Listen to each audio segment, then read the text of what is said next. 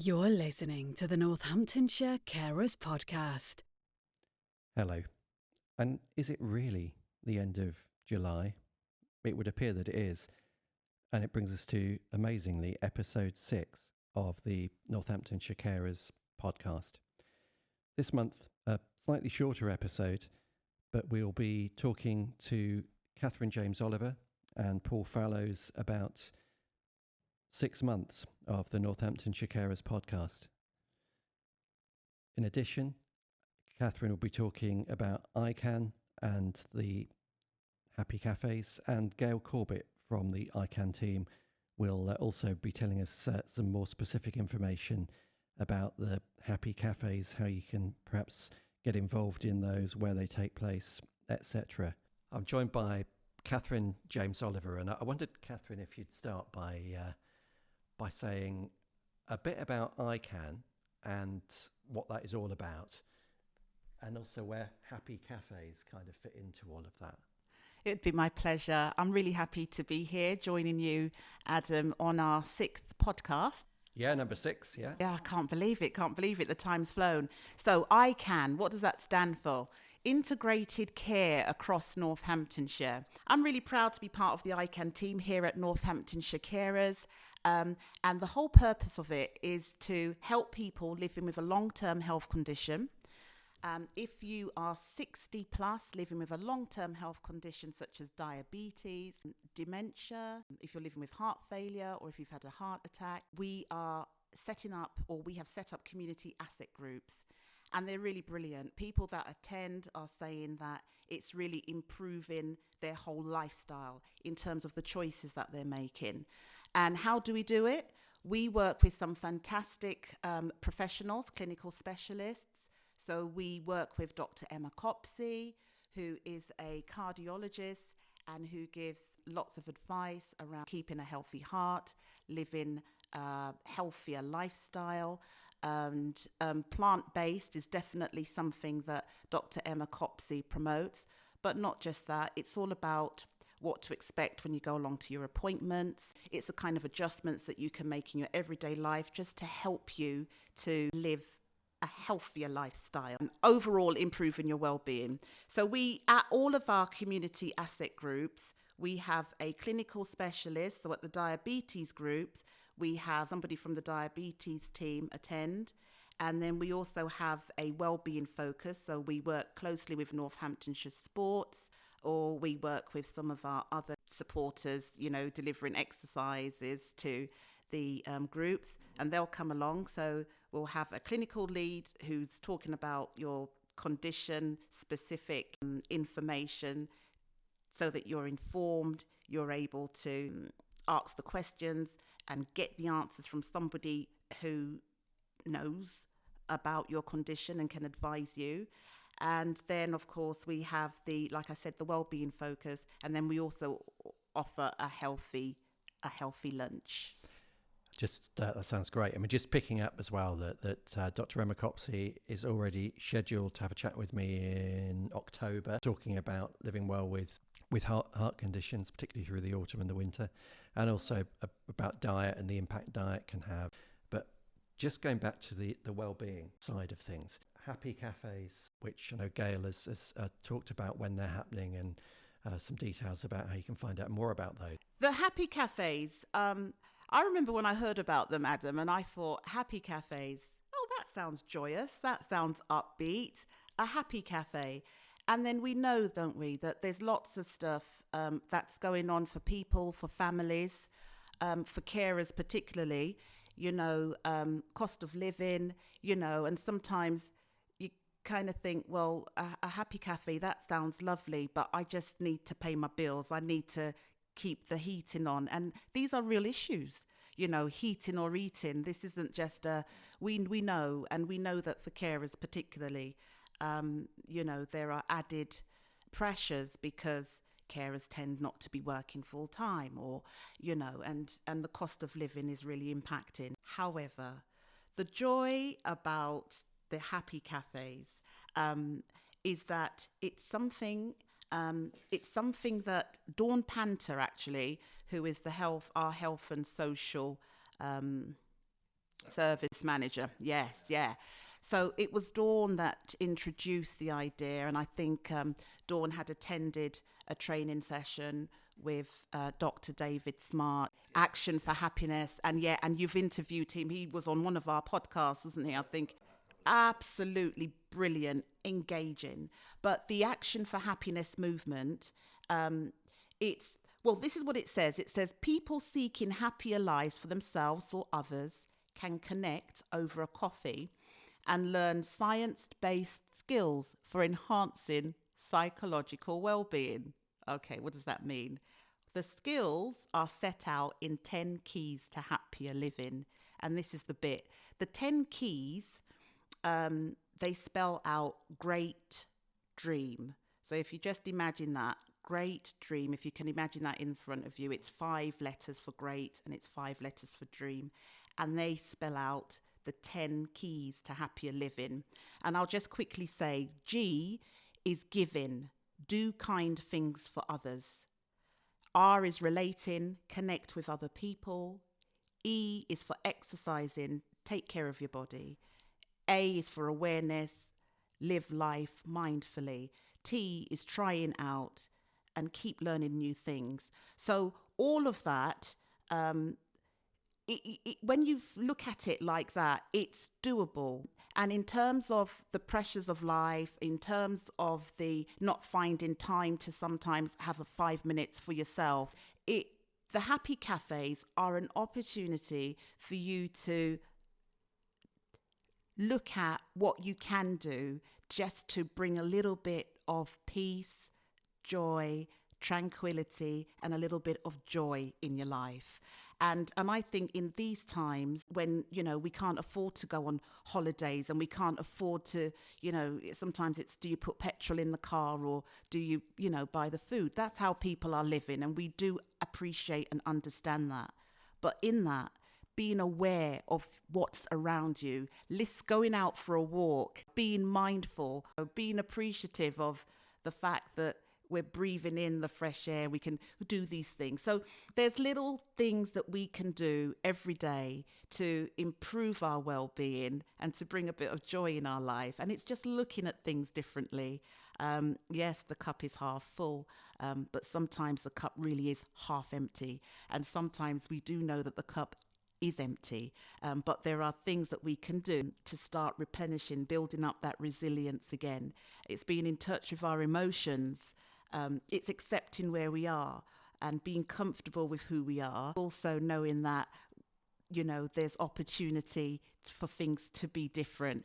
And I'm really happy that Northamptonshire Carers, we have set up a happy cafe, which I know Gail will be talking to you about in more detail, Adam. And it's a place for everybody. We want everybody to feel that, if you want to come to a place where you want to get in touch with feeling a bit better about who you are and where you are and what you're doing, come along to our happy cafes. There's a room at the table for you.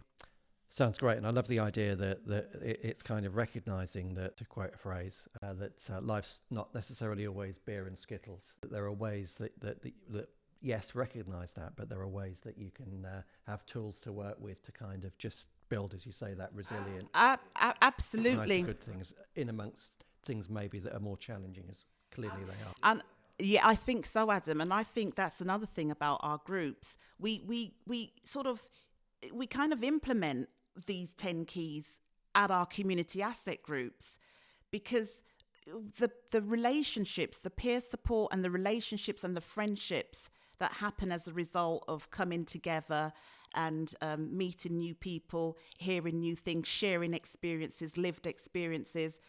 There's something about working with people and caring about each other that gives you joy. And I remember seeing this guy in just down my road, and I said to him, I hadn't seen you for a couple of days. And he says, I was feeling really bad. And he was going into how he was feeling. And he said, I didn't think anybody would miss me. And so it just connecting with people, I think, is really important, and to be able to let people know how important they are. Yeah, I think as well that Gail speaks about this really, which is the fact that Of course, we've been through, all of us, a very difficult time in terms of the height of the COVID pandemic and lockdown and isolation and stuff. And the fact that certainly if you've got some health issues, that there might still be that anxiety around going out. And this might be quite a nice, safe way to do that. Yeah, absolutely. And I think safe is another thing, you know, because sometimes with the changes in the way that society operates, and even online, people are a little bit more wary about who you talk to. Do you answer the phone? Do you answer your door? You know, and what we're saying is come along to one of our happy cafes. You will get, you never know, you might get an odd strawberry. You'll certainly get a drink and a coffee.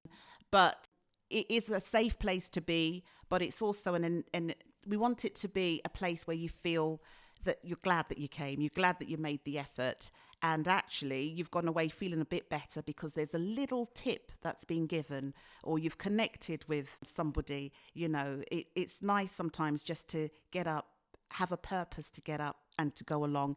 And our Happy Cafe, I think we're on week 2. I think we'll be doing the second one, or by the time this goes out, it's probably the 3rd Happy Cafe.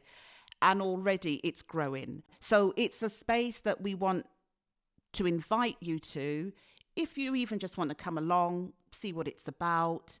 And I'm certain that you'll want to come back. Now, I know you're a person in demand, so we've got a couple of minutes. I just sort of thought it might be worth saying it a little bit, recognising, as you said at the beginning, episode 6 of the podcast. How did we get there? I don't know, really. I wondered if you wanted to sort of just have a few moments just sort of reflecting on how it all started, really, which I seem to recall was me coming in one Monday or Tuesday morning, kettle on the boil, meeting you in the corridor and you saying, Adam, have you got 5 minutes? And here we are, 6 podcasts later. Adam, it's the place where we work, isn't it? Let's face it. Our CEO, Mark Major, I can't even remember. It seems like it was so long ago now. I can't remember, but there was a conversation, and I looked at Mark and he looked at me. Just a look that said, I'd be up for that. That's what I took that look as. And then I kind of checked in with him, and he kind of said it again, like he gave me the look again, like, yeah. And then, you know, Adam, with your background and everything, I thought you're the person to speak to. If we're going to make this happen, then you are the person to speak to. It's recognizing talent and skills, isn't it? And it's more than our day. It's different from our day job. This isn't our day job. So it's about connecting with others who have a flair and ability, you know, and a love for it. And Adam, that comes across with you. I remember listening to one of your other pieces of work that you sent me, and I just thought, this is if anybody's going to do it, it's got to be you. And so so when I saw you, and everything's on the hop, isn't it? And I saw you, and then you looked at me, and you're like, yeah, you know, and and that's it. It's just that, isn't it? And I think when you've got like-minded spirits, and when we're all trying, we all know what we're up against. We're all trying to do something great here, and it is about recognizing talent. Adam, I think together with yourself, with Paul and myself, we have quickly connected, and then with the support from others like Dawn and other people who have recommended speakers for the podcast, and we've had some fantastic speakers already on the podcast.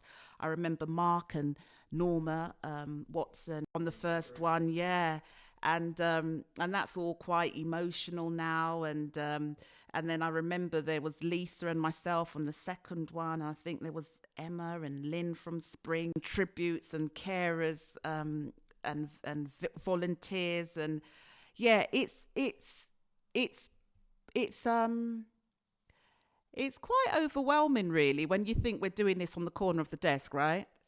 And we're producing some really fantastic, informative podcasts, and I just think the people that you've had on the show are great. And how did we get here? well, through your perseverance, because I know that the editing and all of that takes skill as well as time, and the hosting and all of that. I just think that, we're just meant to be here and we're doing what we're meant to be. Being able to run with an idea is a great thing. Obviously, the idea is that folks listening, carers that are listening, are finding something beneficial. It's been great when carers themselves have come forward, or people that have been carers in the past, maybe volunteering, or former carers now. Just brilliant.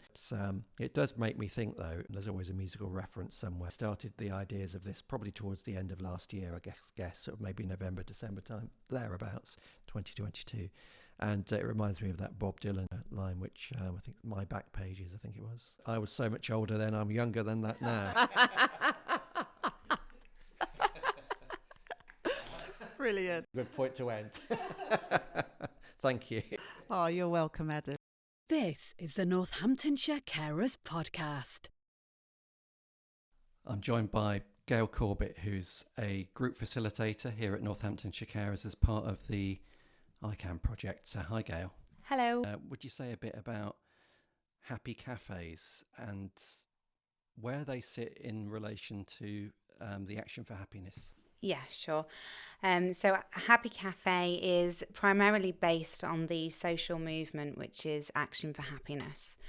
Now, Action for Happiness is, like I say, it's a social movement. They look to research and prove how we can be a little bit happier and do things for ourselves to improve our well-being, improve our mental health. So they've done research around the 10 keys to happier living, and they say that by using these keys we improve both our physical and mental well-being as an overall. So the idea of the Happy Cafe is for people to come along. Our Happy Cafes are open to absolutely everyone. And you can come along, if you're feeling a little bit isolated, or especially since COVID and lockdowns, it's a place to get out and meet people, like-minded people from within your community, and work on your own well-being. And we hope to provide you the tools to be able to do that and to be able to improve it for yourself.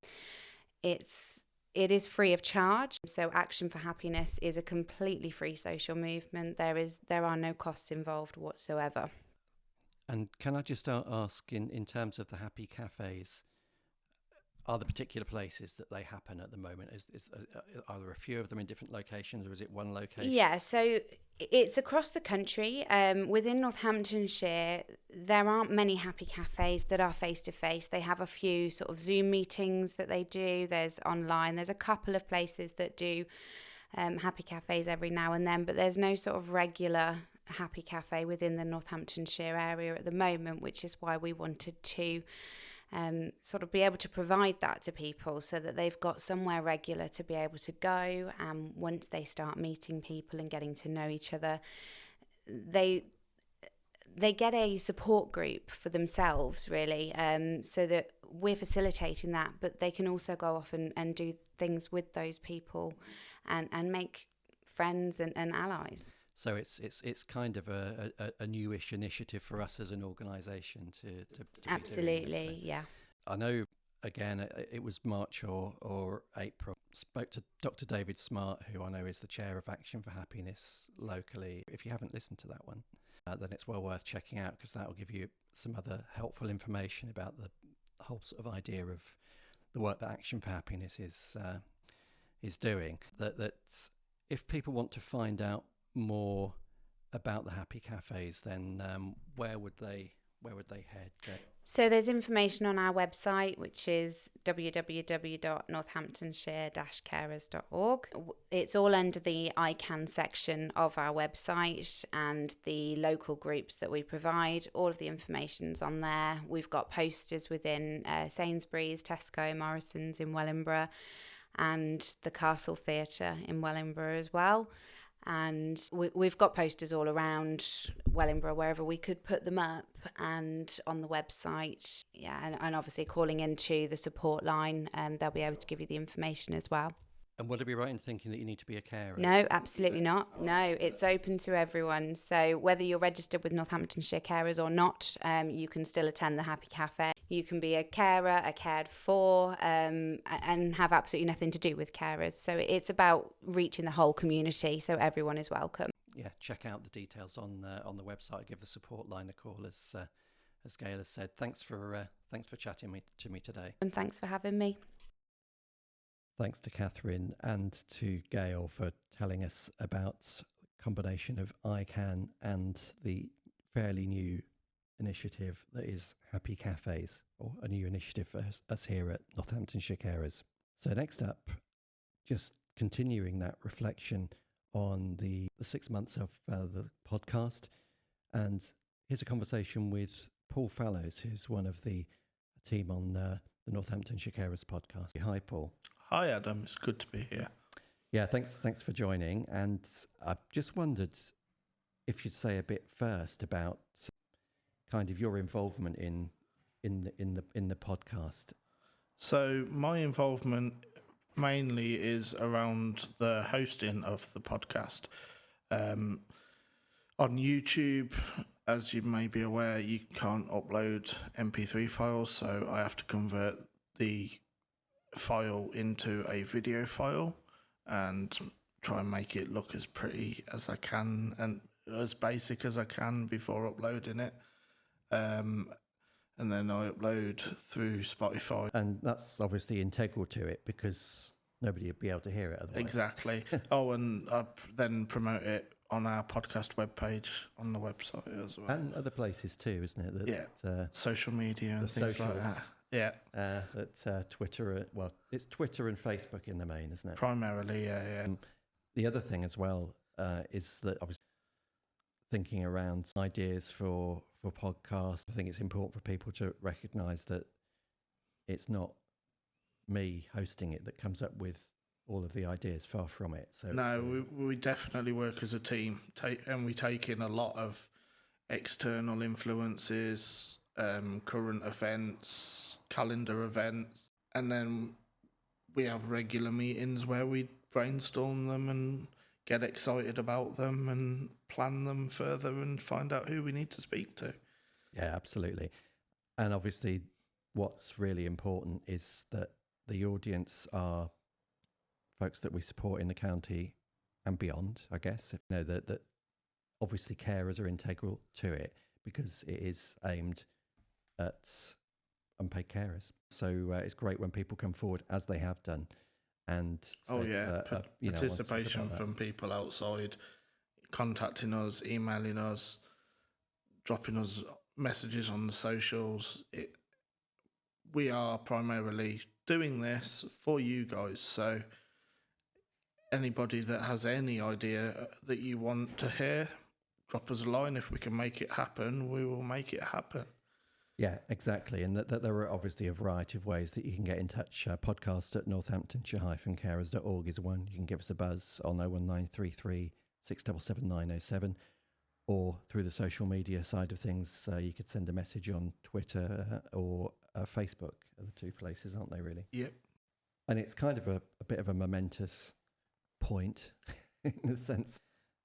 This podcast is 6 months of the Northamptonshire Carers podcast. It's just crazy the way that the whole of this just snowballed from the initial thought that Catherine had, and she just spoke to Mark, and Mark got really excited at the prospect of it, and then mentioning it to you and you getting really excited about it, and it just, at that point we realised it's got to happen. Us getting together, making the first podcast, having all the trials and tribulations of trying to get it out. And I think that the other thing is, which is always the case with something new that you're just kind of running with, is that there's obviously more work at the start because it's something that is totally new.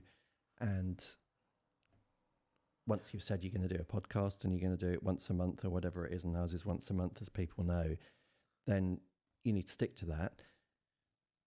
But of course, at the beginning, you haven't got any material. So you're kind of playing chase, really, in the sense of chatting to people who are going to be the guests or, you know, sort of part of a conversation about a particular topic on the podcast, getting that done in terms of actually recording it, editing, and then getting it ready so that it's all sort of stitched together, really. So see, I remember vividly back at the beginning when we had the idea and we were going with what shall we have as the topic of the very first podcast, and the ideas that were coming out, we ended up with pages upon pages of a list of ideas, and it's like, okay, who do we get to speak? It was tremendous. Yeah. But then we decided that the first one has to really be with the CEO. He needs to introduce it. Yeah. And I think the other thing is that when you're starting out something, then obviously as you get further into it, then people are knowing it's there and you're getting people coming forward, and that's fantastic if that's, as has been the case, carers coming forward to talk about their lived experience of being a carer. But you also get other people that say, yeah, I'd be quite interested in doing this. So I think in a way you've got to kickstart it by coming up with some ideas that definitely. you think might be of interest. And then hopefully, to quote a phrase, then you can almost, obviously without any funding attached to it, you can do like a sort of crowdsourcing rather than a crowdfunding of ideas or people that want to come forward and have a chat. Then it totally becomes people's own podcast, really. Touching on what you've just said there about the carer involvement and having the carer interviews, that was one of the high focuses when we were discussing what we wanted from the outcome of this podcast, wasn't it? That it needed to be community led. It's all well and good that Northamptonshire Carers puts a podcast out, but if the topics are irrelevant to the community and what the community wants, then nobody's going to listen, nobody's going to get the information that they need, and it's just going to fall by the wayside. Judging by the listening figures that I get the privilege of seeing, it seems that we are probably doing quite well because we have pretty decent figures. Hopefully they will grow and that we will affect more people in the community and we get more involvement from the community, more interviews from people in the community. I realise I'm saying community a lot, but that's what the focus is. Exactly. And I think that the other thing is that with a podcast, then obviously people can listen to it whenever. So it might be that some people, and fantastic if you do this, that the podcast is released, you've subscribed to it in Apple or Spotify or whatever, listen to it then. It's portable, I suppose, is one thing, and you can pause it and you can come back to it. And I think that that's one of the things that is probably good for all of us for podcasts, but particularly if you're a carer and you've obviously got a set of circumstances where you're juggling loads of different things. But I think the thing is that obviously sometimes people will happen upon the podcast or an episode of it 6 months down the line or whatever. So it's kind of shifting sand, the listening figures that where they're at now, which is looking pretty good for a fairly new initiative. As we get this time next year, then the numbers are probably going to be up again from the earlier episodes. Yeah, definitely. That's the aim, isn't it? You know, to have one person come back to say, "Oh, I listened to your podcast and it inspired me for getting support for my elderly father," or getting support for respite, or I happened to find out about the breathing space events from your website because it pushed me to that you. It sends shivers up your spine, is it? To know that you've supported and helped at least one person. And I think that's what it's all about. Recognizing the very valuable and incredibly challenging at times role that carers play in society, but also recognizing that people aren't always aware of the support that's out there, and that might be support from us, and that you might hear about, as you say, breathing space. But equally, so there are other organisations and other people that have been and will be guests on future podcasts that can provide some valuable information to help understanding and of health issues and gain support. But there's also that element as well, which introduce some items of more general interest that are kind of lighter in tone, for want of a better phrase. It was all that was another aspect that was discussed, wasn't it? That it's all well and good being properly informative and serious. So you need the lighter aspect of this. Yeah, I think it's having that mix, isn't it? Really? It is. Is there anything that's kind of struck you? I know there's been loads of people and different topics discussed, but is there anything that's particularly sort of struck you reflecting back? You think, oh, that was stuck in my mind?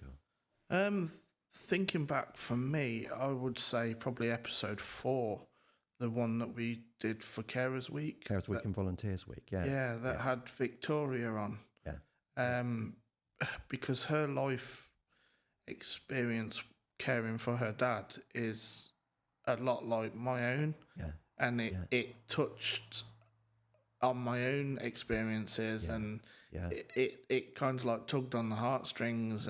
And I heard from many people that have heard the podcast that it was the same as their experiences in life, and it was really powerful. So if you haven't heard episode 4, go and explore it on your podcast provider of choice. So what would be your highlight if you had to answer the same question? I didn't think you were going to deflect this back. There's been so many great people to talk to.